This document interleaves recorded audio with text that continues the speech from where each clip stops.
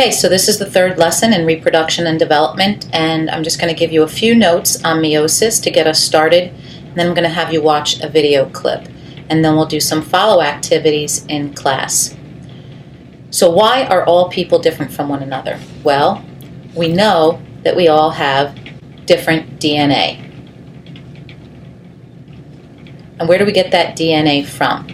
Well, we get 50% of the DNA from our mom, found in the female blank, which is referred to as the egg. So another word for sex cells is gametes.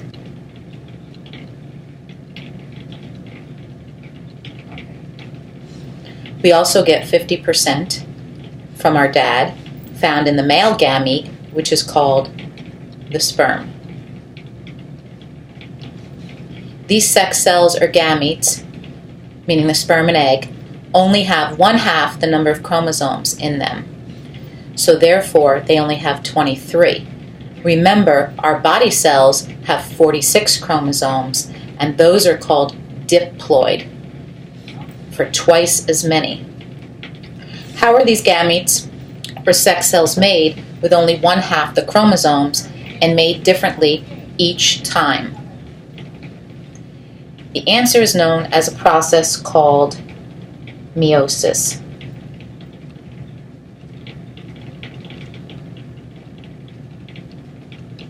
In meiosis, the chromosomes make copies of themselves, but they line up in what's called a tetrad. And a tetrad refers to 4 chromosomes across. And each chromosome lines up with its homologous pair. So right here, this is a tetrad. So what is a homologous pair? A homologous pair is a pair of chromosomes with the same length and shape.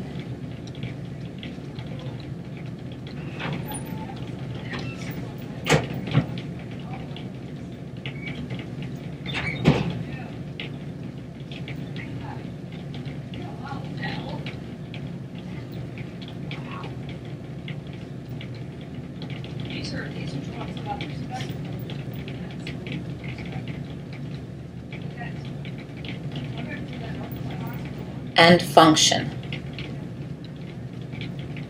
Additionally, they have the same genes, or they possess the same genes.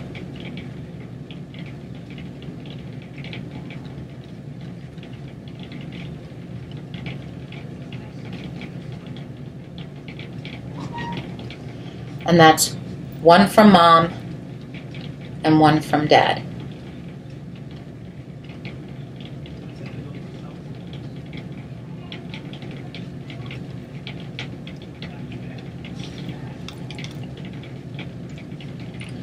After the homologous pair divides from each other twice, meaning 2 times they divide, and meiosis is complete, the sex cells are made.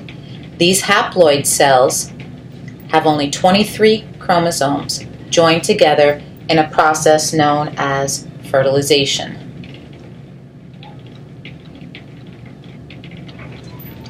So this little diagram tells us all. This is the sperm, and it's haploid, meaning it only has 23 chromosomes, and that joins with the egg, which is also haploid. The process of the egg joining with the sperm is called fertilization. And that's going to equal 46 chromosomes, which is the diploid number, and this is called the zygote, or fertilized egg, to create a zygote with 46 chromosomes. The single diploid cell is known as a zygote. This should be diploid. Sorry.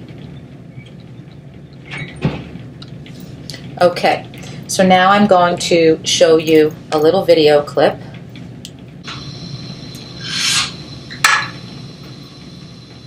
Oh man, I don't get this. I don't understand anything. Whoa, how'd you get in my house? I'm a scientist. Since you're a scientist, can you help me understand meiosis?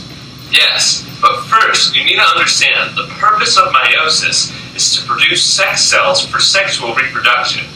Wait, I thought that was mitosis.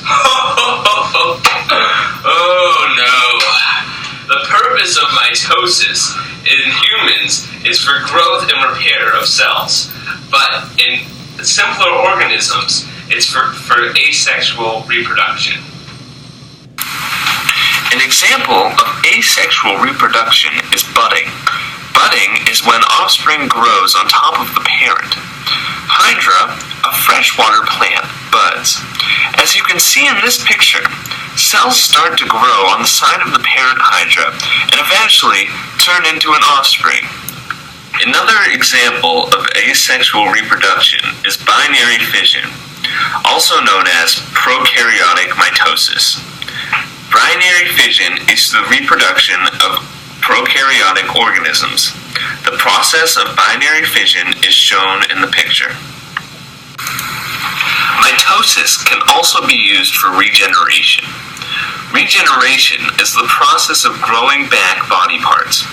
Unlike humans, starfish, lobsters, and lizards can regrow body parts if needed. This starfish has lost one of its 5 legs. It is now beginning to grow it back. Lobsters can lose claws during fights.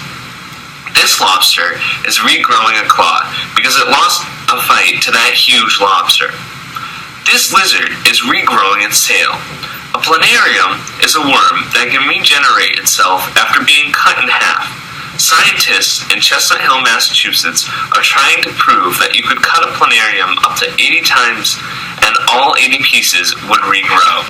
There are 11 different phases of meiosis: Interphase, Prophase I, Metaphase I, Anaphase I, Telephase I, Cytokinesis I, Prophase II, Metaphase II, Anaphase II, Telephase II, and Cytokinesis II. Meiosis can be divided into 2 parts. Meiosis I, where the homologous chromosomes separate, and Meiosis II, where the sister chromatids separate. Before I explain the steps, understand that most human cells are diploid cells, which means that they have 46 chromosomes. Half of these chromosomes came from the father, and the other half from the mother. If a cell has half the number of chromosomes it is supposed to have, in this case 23, then it is called a haploid cell. A sperm and egg cell both are haploid cells, and when they meet, they form a diploid cell. Now back to meiosis. The first stage of meiosis is interphase. During interphase, the cell gets ready for meiosis by duplicating its chromosomes and centrioles. The second stage is prophase I, which is the longest part of meiotic cell division. At the beginning of this stage, chromatin strands of DNA coil up into individual chromosomes. The chromosomes are made up of 2 sister chromatids that are identical copies of the same DNA, which are joined together at the hip, or in scientific terms, the centromer. There are 2 chromosomes for the same code of DNA. For example, there is a chromosome from the father for hair and a chromosome for the mother for hair in a human cell. Those 2 chromosomes do not have the same DNA, but are both chromosomes coding for hair color. That pair of chromosomes are called a homologous pair. In a procedure called synapsis, homologous chromosomes bond, which is called the tetrad. In the tetrad, the spot where the 2 chromosomes overlap is called the crossing over point. The crossing over point is important because it is where genetic shuffling happens in the chromosomes. Without the crossing over points, evolution would never happen because DNA would not change from parent to offspring, allowing survival of the fittest to occur.